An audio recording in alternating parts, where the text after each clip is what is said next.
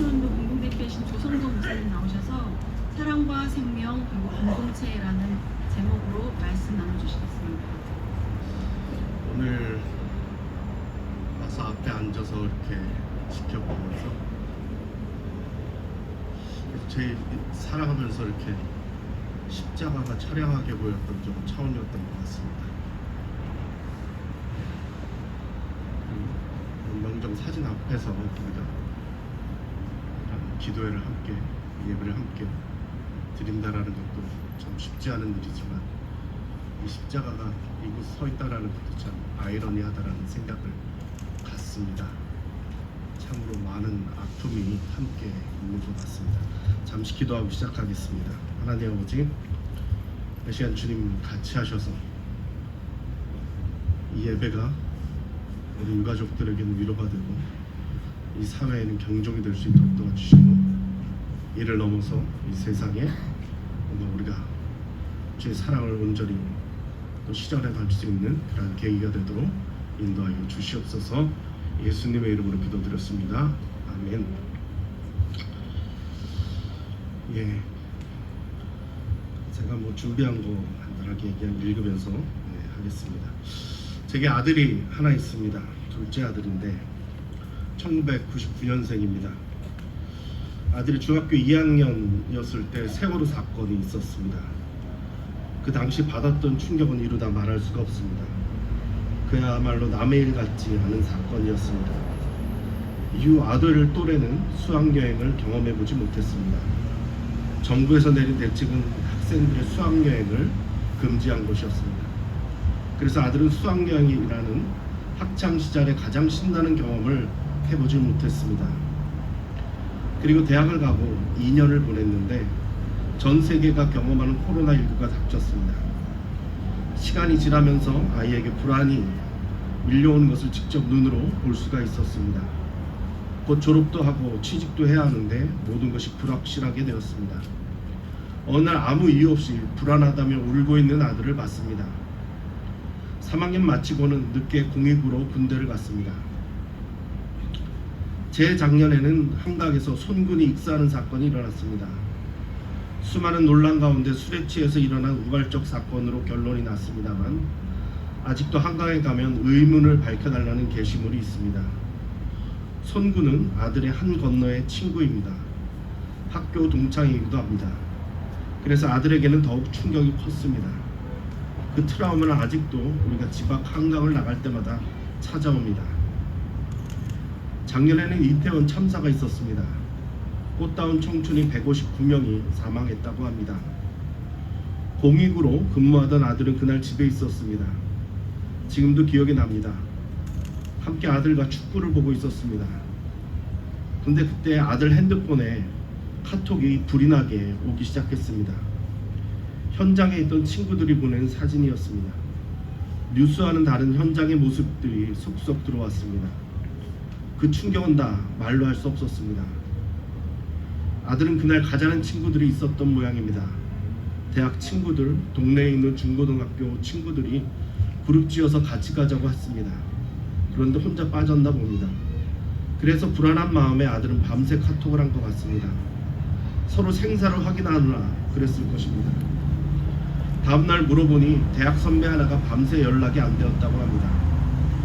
현장에서 그런 경험을 하고 정신이 나가서인지 이태원에서 학교가 있는 국민대까지 걸어갔다고, 그래서 카톡을 확인하지 못했다고 합니다. 다른 사람들도 궁금한데 살아있냐고 물어볼 수가 없어서 그냥 기척을 기다리고 있다고 합니다. 오후에 물어보니 직접 친구는 괜찮은데 한 다리 건너 친구 중에 사망자가 있다고 합니다. 덤덤한 듯 말하지만 큰 충격인 것 같습니다. 그 다음날 출근했다가 퇴근하는 아들에게 별일 없냐고 물으니 아는 이들 중에 사망자가 한둘이 아닌 것 같다고만 합니다. 그 말을 듣는데 저도 충격이 되었습니다. 아들이 충격을 더 받았을 거라 생각이 드니 더 이상 물어보지를 못하겠습니다. 그리고 뉴스를 껐습니다. 아들이 이제 그만 보라고 합니다. 뉴스가 남의 일이 아니니 충격인 것 같습니다.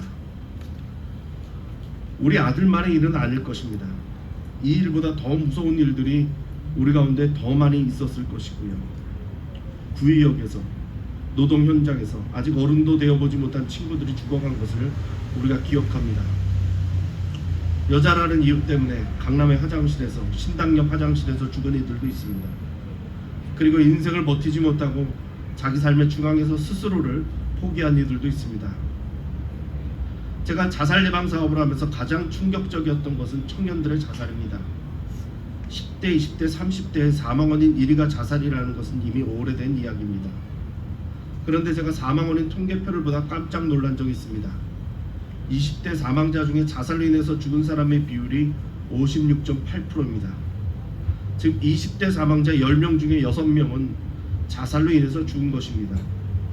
질병이나 사고로 인해서 죽은 것이 아니라 스스로 자신을 죽인다라는 자살이 사망 원인 거의 60%에 이른다라는 것은 결코 정상이 아닙니다. 저는 이 모든 일련의 일들이 결코 산발적인 우연이라고 생각하지 않습니다. 이 모든 일들을 관통하는 한 가지 생각이 있는데, 그것은 생명을 경시하는 그러한 생각입니다. 돈이라는 한 가지 목표를 향해서만 치열하게 달려가는 이 사회의 문화입니다. 죽음조차도 불사하겠다는 죽음의 문화가 이 땅을 가득 채우고 있습니다.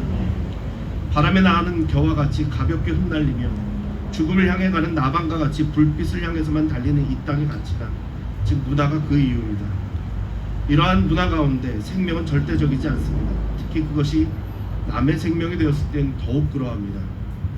안전을 비용으로 계산하게 되고 생명을 돈으로 생각하게 될 때 이러한 일들은 끊임이 없을 것입니다.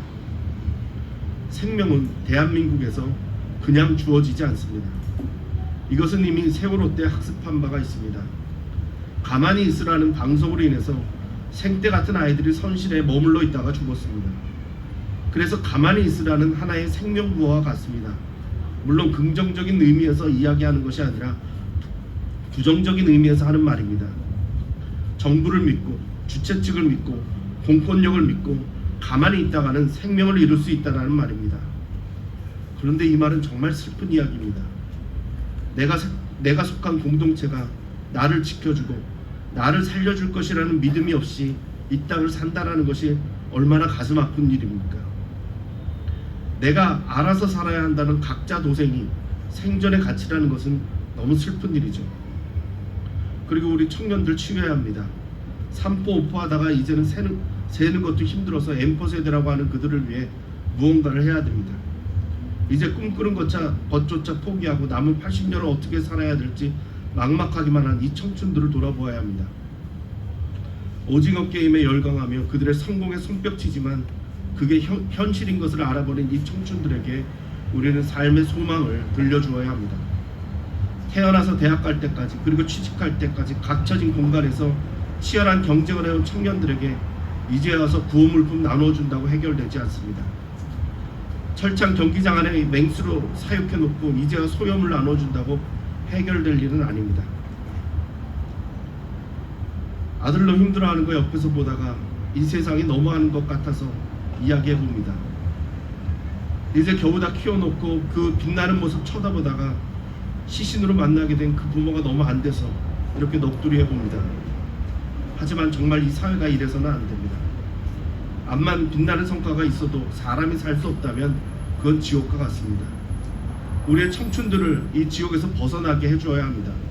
더군다나 버티는 것도 살기 힘든 이들을 이제 더 이상 죽음으로 몰아가는 일은 그만해야 합니다. 생명을 갈아 돌아가는 이 톱니바퀴를 멈춰 세워야 합니다. 3500년 전 안식일을 통해서 주셨던 하나님의 지혜를 오늘 이 땅에서, 이 세상에서 다시 새겨볼 때입니다. 안식일이 되면 너와 내 자녀들과 내 종들과 내 집의 객들과 내 집의 가축들이 모두 쉬어야 한다고 말씀하시는 하나님을 기억해야 합니다. 7일의 하루를 반드시 쉬는 것은 하나님의 명령입니다. 7일의 하루를 쉬는 것은 하나님이 명령한 약자들의 권리입니다. 이 명령과 권리에는 인간에 대한 하나님의 사랑이 가득 배어 있습니다. 세상은 더 많은 노동과 수고로, 그리고 더 많은 착취와 폭력으로 부자가 된다고 합니다. 그런데 안식일은 그 세상의 원리에 정면으로 맞섭니다. 하나님은 안식일을 통해 하나님과 세상을 누릴 수 있게 해주십니다. 그런데 그 범위가 놀랍습니다. 너뿐만 아니라 자녀와 종들과 객들에게도 안식을 허락하라고 합니다. 그리고 더 나아가서는 가축들까지도 포함합니다. 하나님은 자신을 믿는 너뿐 아니라 외국인 노동자까지 그리고 그 가축까지 모두 포함하는 이 모든 피조물에게 안식을 선포하십니다. 하나님의 사랑은 인간의 상상을 뛰어넘어 이렇게 피조물에까지 이릅니다. 이것이 생명의 가치입니다. 생명은 사랑으로 지켜집니다. 서로에 대한 사랑과 배려가 있을 때 생명은 절대적 가치가 될 수가 있습니다. 오늘 우리는 이걸 놓쳤습니다. 그리고 사랑과 생명이 없는 이곳에서 우리는 다시 죽음을 경험하고 있습니다. 이 죽음을 다시 경험하지 않기 위해 우리는 왜 이러한 일이 일어났는지 밝혀야 합니다. 누가 책임을 져야 하고 이 사회는, 이 국가는 무엇을 해야 하는지를 확인해야 합니다. 그리고 제도화해야 합니다. 안전에 대한 매뉴얼을 만들고 또 이런 일이 일어나면 어떻게 되는지 책임을 확인해야 합니다. 그래서 우리 국민들이, 우리 청년들이 좌절하지 않고 서로를 사랑과 배려로 책임질 수 있어야 합니다. 그럴 때 공동체의 신뢰가 살아나고 죽음이 아니라 생명이 작동하는 줄로 믿습니다. 죽음을 경험한 유가족들과 다시 이 죽음을 대면하고 있는 이 대한민국 앞에 깊은 애도의 마음과 함께 우리가 생각하고 있는 이 이태원 특별법을 통한 새로운 정의의 세상이 열리기를 간절히 축원합니다. 다 같이 기도하시겠습니다. 하나님 아버지, 이 땅에 우리가 헤아릴 수 없는 이 죽음의 경험을 하고 있습니다. 이 세상에 평화가 임하여야 될 때인데 우리가 감당하지 못하고 있습니다.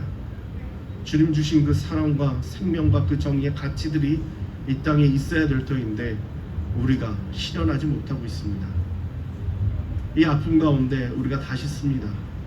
아버지 하나님, 우리와 함께하여 주셔서 이 악하고 어두운 세상 속에서도 주님의 정의를 밝힐 수 있게 도와주시었고, 특별히 주의 사랑과 그 배려가 마을과 구호에서 그치는 것이 아니라 이 땅에서 제도화되고 법으로 실현되고 실제화될 수 있도록 인도하여 주시옵소서.